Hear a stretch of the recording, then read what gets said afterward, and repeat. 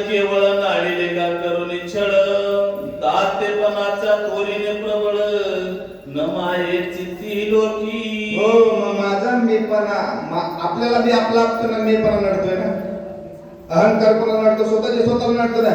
माझ्या मीपणामुळे मी नाडलो, तोही काय केला तुम्ही त्याचं निर्धारण केलं गेलेलं आहे.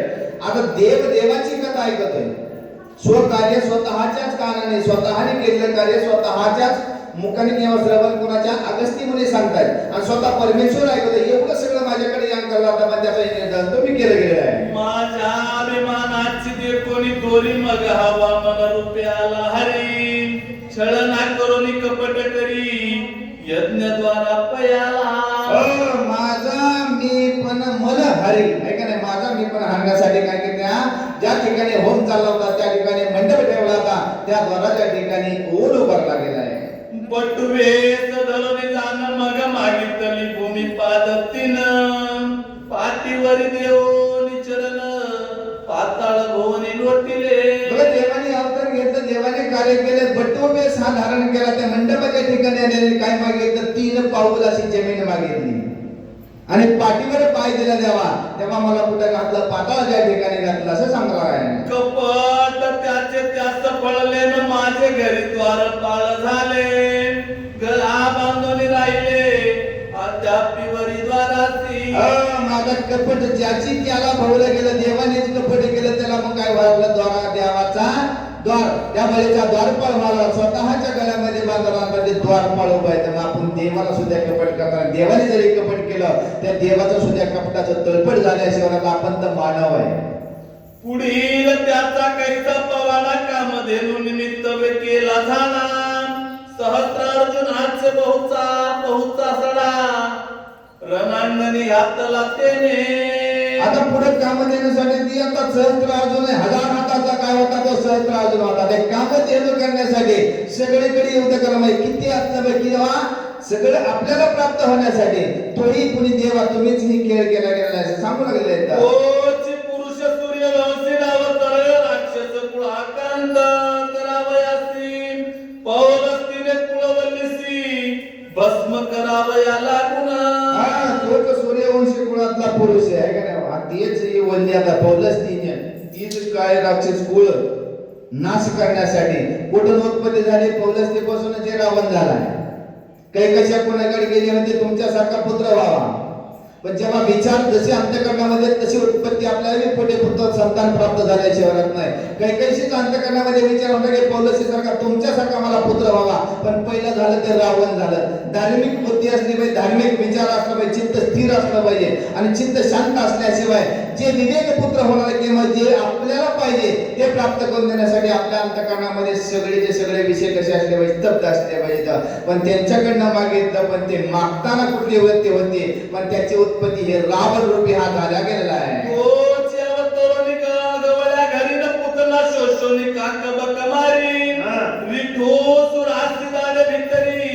सगळे फुगी फळ जायचे. आता तेच भगवंताने काय केले, गोकुळाच्या ठिकाणी काय केलं, बघ अवतार घेतला आणि तीच राक्षसी नव्हती. आता तिच्यातलं जसा फुगा डाबा किंवा चढावा किंवा आंब्याची पोळी जशी चढावी, तसं त्या राक्षसीने किंवा दैत्येने भगवंताने एवढं रूप लहान घेऊन त्याचा सुद्धा अहंकार छेदला गेलेला आहे. विमल अर्जुन उन्मळीला रांगत रांगत बाल रूपे. आता हे भगवान कृष्णाने किती लीला केल्या गेल्या बघा. सगळ्या लीला त्याच्या दारामध्ये जेवढे दैत्य होते ते सगळे काय होते, झाड रूपांनी त्या भगवंताने त्या निर्माण केलं. तेव्हा खेळत जाऊन ऐकणे उकळाला बांधला, पण ते उकळ त्या झाडाला अडकलं आणि त्याच्याने स्पर्श होऊन त्याचा उद्धार भगवंताने केला. एवढी तुमची लीला आहे भगवंता.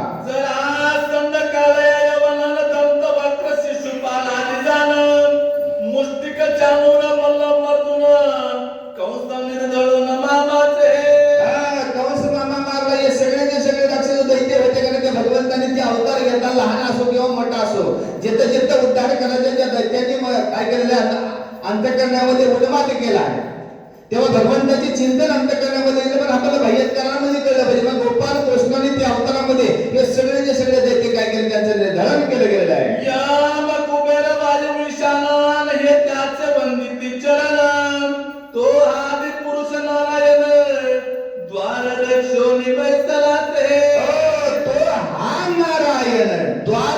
आता रावण कशासाठी गेला सांगा म्हणजे त्याला जाऊन मी आलोय म्हणून. कोण आलाय? मी रावण आलोय. जसं शुकाचार्याने कुणाला सांगितलं आहे, जनक राजाला सांगितलं मी शुकाचार्य आलोय, मी सुख आलोय, मी सुख आलोय, मी सुख आलोय. 7 दिवस गेले, जोपर्यंत मी गेला नाही तोपर्यंत जनक अर्जुन सुद्धा त्यांना भेटले. आपल्याला मीपणा गेला पाहिजे. मी धैर्येश्वर मंदिरामध्ये आलोय, मी ऐकतोय, मी वाचितोय, मी बोलतोय, काही प्राप्त होणार नाही असा जो मी म्हणणार आहे तो द्वारपाल कुठं दाराच्या ठिकाणी तिष्ठत उभा आहे. एवढ्या देवाने लिहिल्या केला पण तो देव सुद्धा कर्म चुकला किंवा त्याच्याकडनं जे चूक झाली त्याच्यामुळे त्याला काय झालंय, द्वारपाल व्हावा लागलाय. महाधाक जयाचे तेजे सूर्य शशांक अष्टदिक्पाल सेवक सेवन करीत जयाचे. आता काळाचाही काळालाही त्याचा धाक आहे ना. अष्टदिग्पाल सूर्य चंद्र हे सगळे त्याच्या अधीन असताना सुद्धा ते कुठे द्वारपाल झालाय. मी एवढं सगळं सृष्टी त्याच्या अधीन असताना तुझी काय करता? अरे रावणा तुझी काय करताय? एवढा देवाने ही सृष्टी निर्माण केली. सूर्य त्याच्यापासून चंद्र आहे, वरुण आहे, हे जे सगळे त्याचे पंचतत्व आहे. आशियाची सुद्धा अवस्था तेच झालेली आहे कारण ते द्वाराच्या ठिकाणी तिष्ठत उभा आहे. त्या श्रीयुक्तताय करीन बळीने आज्ञातील त्यावसरी हे ऐकून तो सुतार सुरारी काय बोलता झाला. माझं त्याच्याशी युद्ध करायचे, देवाशी युद्ध करायचे. असंही ऐकल्यानंतर तो सुधारी किंवा तो आता राक्षस काय म्हणतो ते ऐकूया. जो हा काळ रुपया यमदानाला दंड त्रैलोक्य करीत म्हणा त्यास युद्ध आपण अवश्यमेव करावे. आता या काळाने काय केलं, जो काळ रूपी यमदान या सगळ्या विश्वाला कोणाचं भय तर यमाचं भय. आणि ते यमाशी सुद्धा दंड करणं किंवा यमाशी युद्ध करण्याचे त्रैलोक्याशी करी दमन एवढे सामर्थ्य त्याच्याशी काय करावं, त्या यमाशी युद्ध करावं असं हे काय लागेल. आपण बोलू आणि आपण करणार आहे पण त्याला यमाची युद्ध करण्यासाठी निघालेला आहे. नीद दंड पातक दंडीन तयावरी म्या घातली धारी राज्य सहित देशधरी म्या केला बलिराया. म्या केला बलिराया, रावण संग्रहाला बलिरायाला.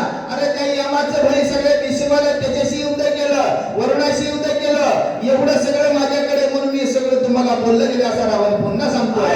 श्री रावणाची वचना वैनारी कोणी राजा बली उपेक्षा करून तयकारी सारी पाता नविला. आता एवढं सगळं रावणाचं ऐकलं पण बलिराजाने ते रावणाची उपेक्षा केली आहे आणि आपल्या सेवकाला सांगितलं सारीपाटाना सारीपाट घ्या, हेच ऐकायच बसायच नको किंवा हेच ऐकायलाच नको. आपल्याला त्या विषयात असं घडलं जातं बघा. आपण जर एखाद्याकडे जावं का नाही, त्याला जर आपलं काम असावं ते आपल्याला त्यांनी काय करावं, त्याने टाळावं. अशा अवस्थेमध्ये बलिराजाने काय केलेलं, सारीपाटाचा खेळ आणायला सांगितला. रावण असाच उभा आहे. रत्न मंचकावरी दान विंधावरी राजा दोघे जण सारे पाट खेळती पार्श्वभागीत रावण परम कोपे खवळला. रत्न मंचिकीयावरी सोन्याचा असा हा फलंद आहे आपल्या भाषेमध्ये. त्याच्यावर हे दोघं जण काय करतात, सारीपाटाच्या पार्श्वभूमीवर.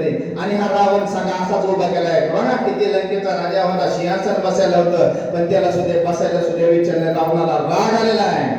बहीण मानित तयासीन जेवी ज्ञाता पाखंडियासी रवी जेवी शर्वरीसी तैसे झाले रावण. आता एखादा ज्ञानी आहे. आता बरीने कसं सांगितलं, कुणालाच विचार त्याचा केला नाही कारण एवढं तुच्छ ते कुणाला रावणाला मानलं गेलंय. आणि ही सगळी अवस्था बघून आधी रावणाला आधी राग आला गेला कारण मी एवढा लंकेचा राजा असताना या सगळ्यांशी युद्ध केलंय तरी मला बलिराजा विचारत नाही असं तुच्छ त्या रावणाला बलिराजाने मानलं.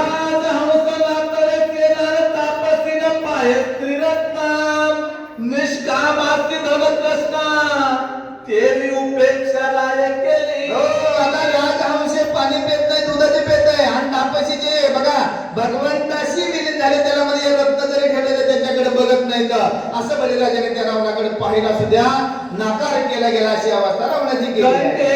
त्यातील पापज्ञाला सांडिरलय कोप निष्पत्र दामनी पादक पक्षीवर जिले पैसा.